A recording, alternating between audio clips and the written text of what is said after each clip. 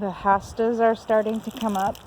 This is not a plant you're going to find in a wild. This is a landscape plant, but I'm including it because so many people have so many of them in their landscaping, or other people nearby have them in the landscaping, and that people are always trying to divide them in the spring because they take over.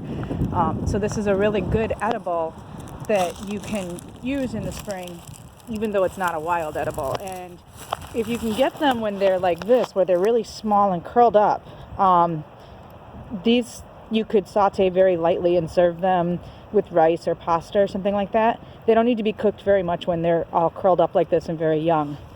As they get a little older, maybe sort of like these ones where they're starting to uncurl, they have to be cooked a little longer. Maybe blanch them real quick before you saute them. And it's not because it's going to hurt you, it's just because they get fibrous.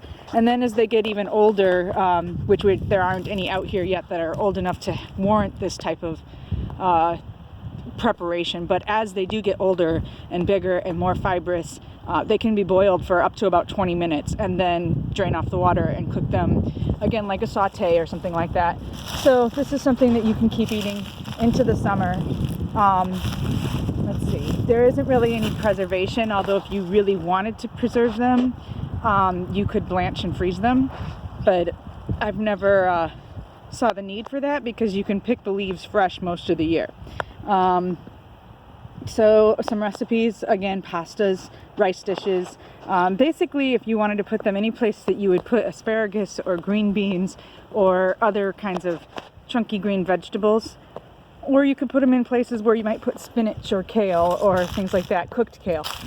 So things where you would put leafy greens. So this is a really good spring edible, and I hope you guys can all find some and enjoy it.